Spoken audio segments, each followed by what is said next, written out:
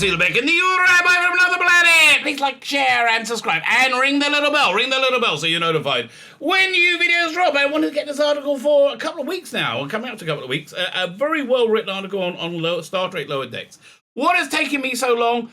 Nobody gives a shit about Star Trek Lower Decks, right? It just, nobody cares.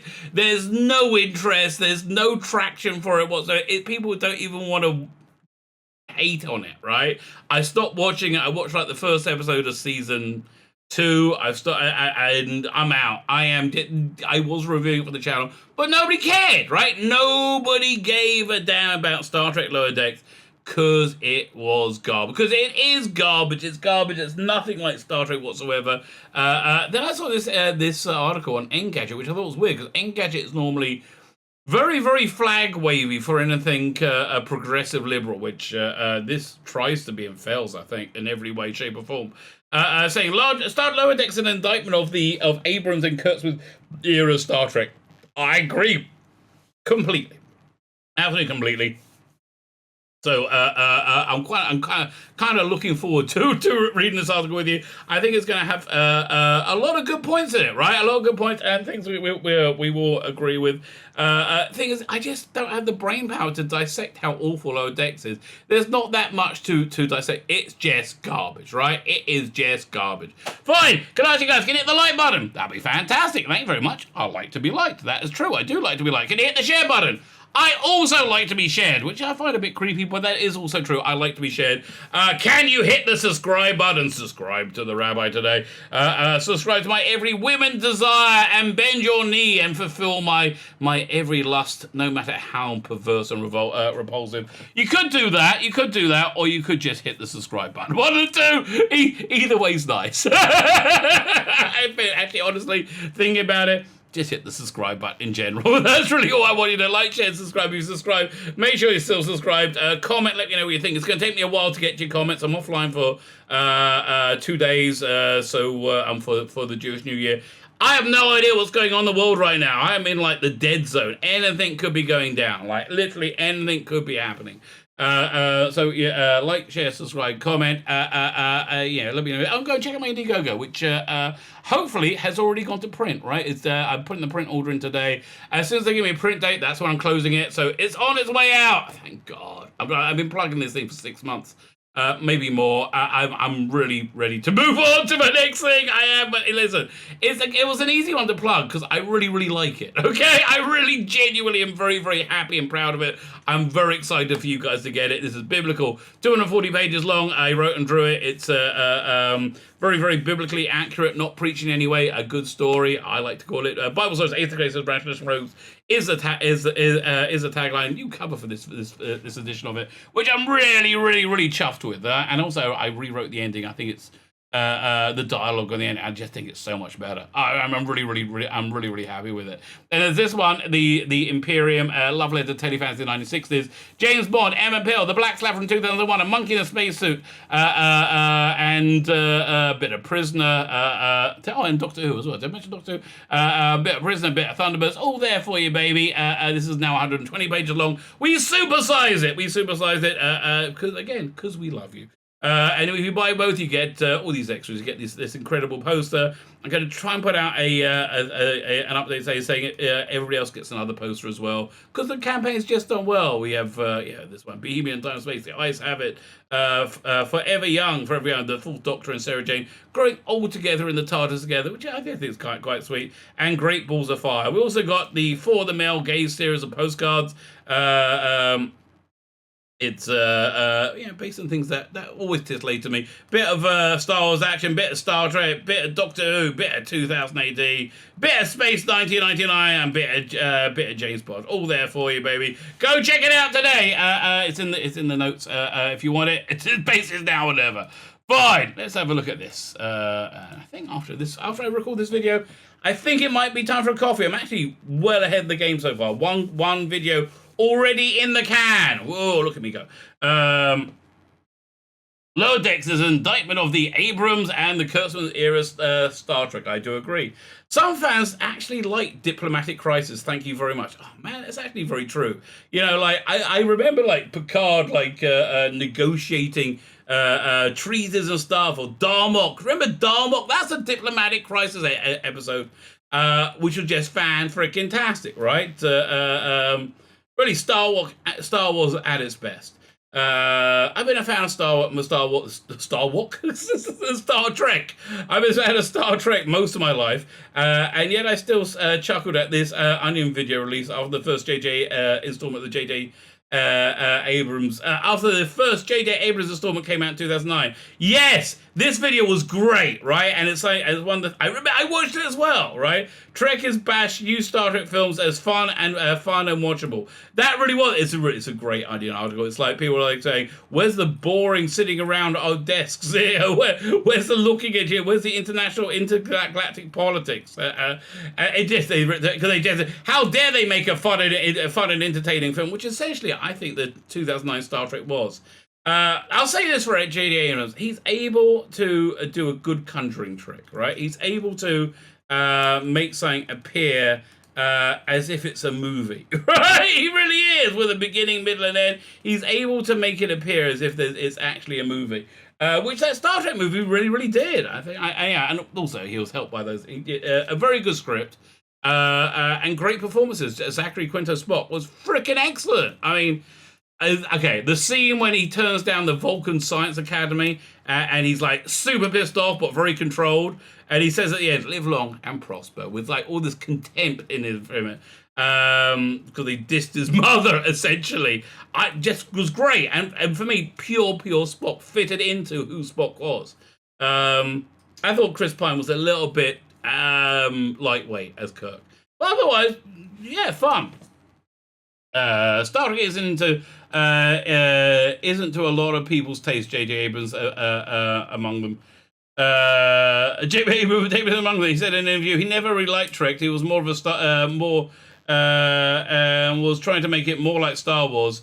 This is 6 years before The Force Awakens came out, and again, kind of looked like a real movie. I think the wheels came off the wagon with Rise of Skywalker. It was freaking awful. The reboot films were a breath of air after 4 years of no original content, and they did get some new fans in the franchise. I love the new designed Enterprise, for example. The exterior more than the interior. Some of those novices would later dip their toes into the water of TV Trek and found they actually enjoy it a lot, despite the slower pace. Listen, it's a perennial favorite on Netflix. It's been so good for Netflix that they even paid for Star Trek Discovery, which is garbage, right? Unwatchable garbage, which I think doesn't do very well. However, despite the franchise's strong TV record with shows like The Next Generation, Deep Space Nine, is awesome.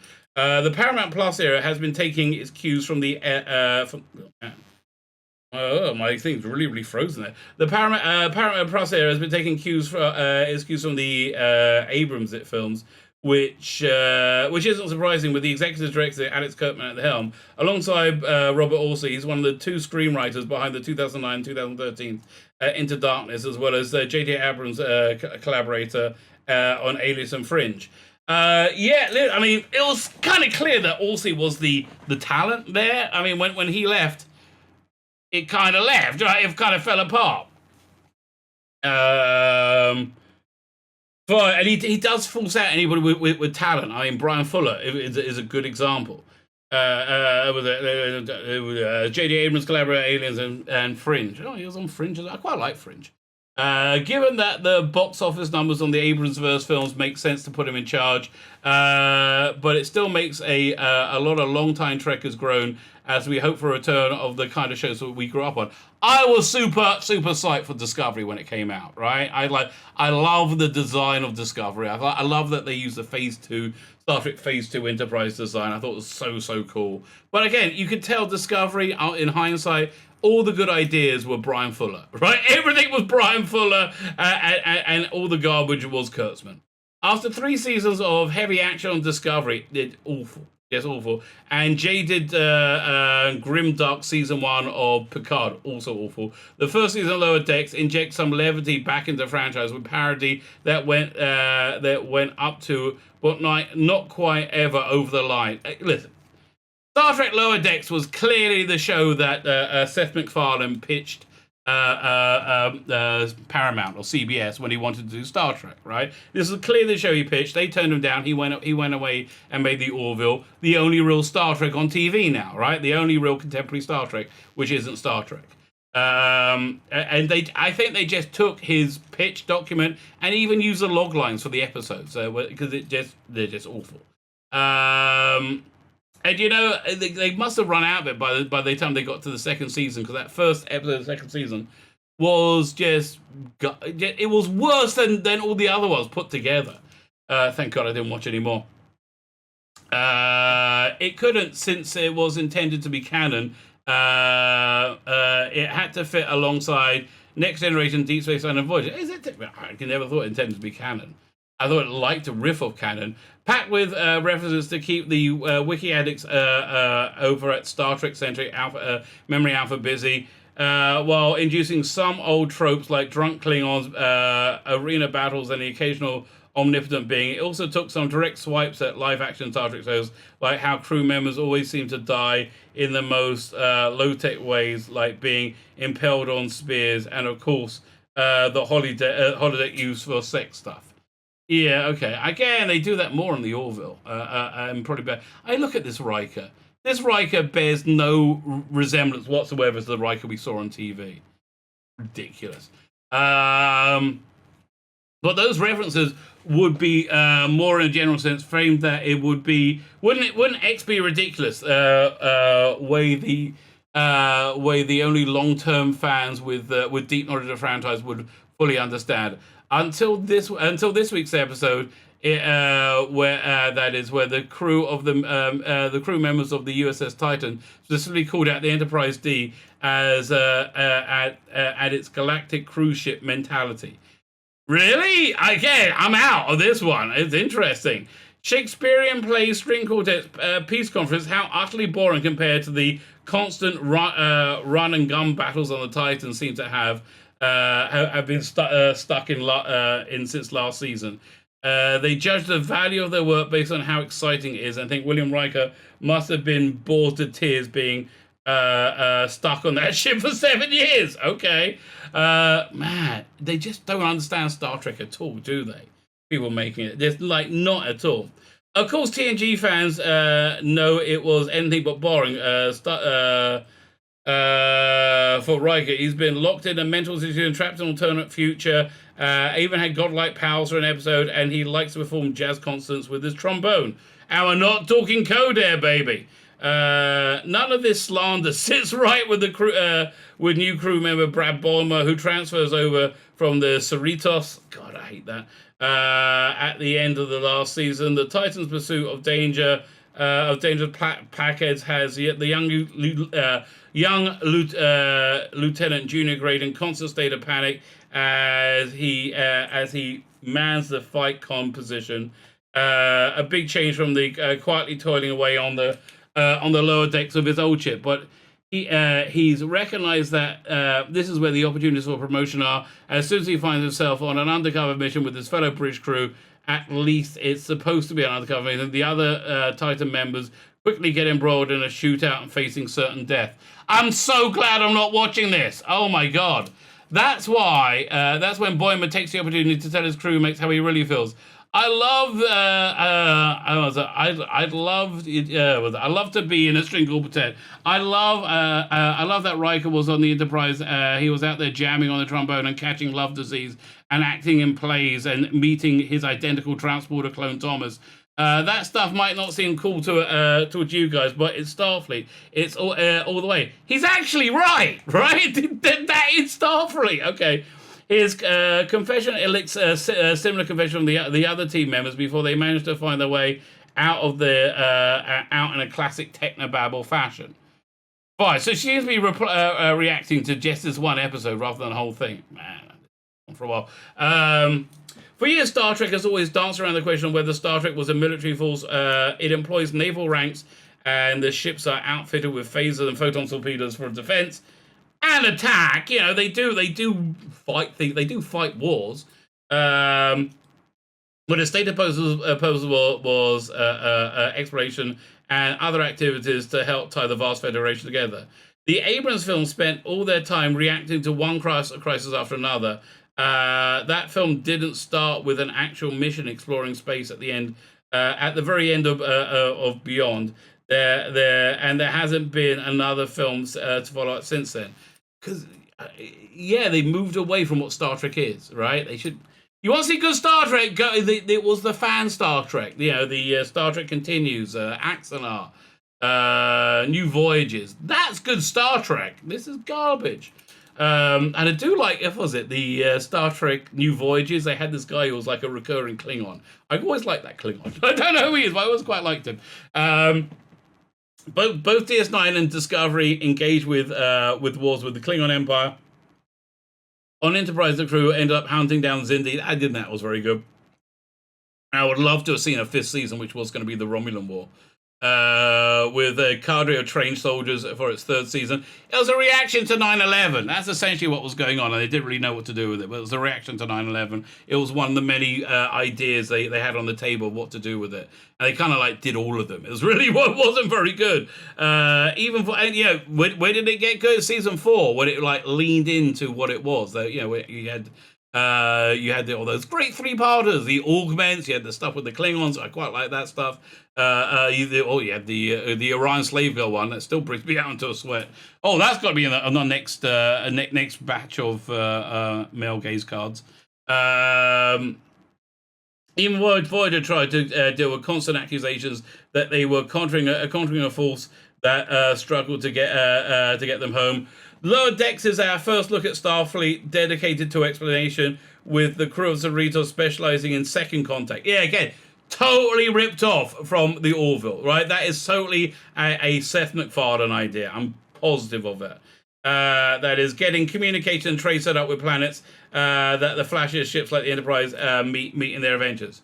So Lower Decks has always been a sort of commentary on the greater Star Trek philosophy. Well, again, you're going from different directions. It was based on the Orville. It was a reaction to the Orville. The only thing with Star Trek-y that has done well recently. As Robin was saying, I didn't join Starfleet to get into phaser fights. I signed up to explore, to be out in space, making new discoveries. Peaceful diplomatic moves. That's boldly going. I tend to agree. You know, I do tend to agree. The Onion video takes old school Trek fans to task for being gatekeepers for wallowing and fetishizing things that other folks find boring. You know, we use this term gatekeeper all the time. If you mean gatekeeper as in people want to keep something vaguely, keep the DNA of the thing that they love, the DNA, while having it move forward and change. Yeah, that's gatekeeping. Yeah, like, you know, if you don't.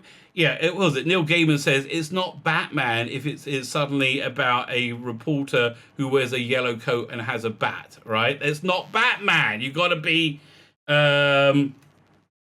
got to meet the DNA of whatever it is that it is that you're working on, that you're trying to do. Which these things don't. Star Trek Discovery doesn't. Doctor Who doesn't. Star Trek Lower Decks totally doesn't. Nobody gives a damn about Lower Decks. That's really the truth. It's making no impact whatsoever. The new era Trek has stretched the definition of what Star Trek could be embracing, could be expanding into new genres and injecting a little action to say appetizer of audiences. But Lower Decks is the first time I've seen pushback from within the franchise itself. The show is basically saying, sure, Star Trek can be exciting, but there's a reason it became popular in the first place. Let's hope that with future programs like Strange New Worlds, Alex Kurtzman is listening. So her premise is essentially that Star Trek Lower Decks is so shit that even Star Trek Lower Decks is pointing out how shit Star Trek Lower Decks is. Yeah. Again, it's a show that they don't know what they know. They made a deal for it with. I'm not even sure where it's on. Is it on Nickelodeon? No, that's the. But yeah, they kind of made a deal for it, but they thought it would be easy content to do. And And it's just, it's even saying that it's garbage, right? I like it, you know.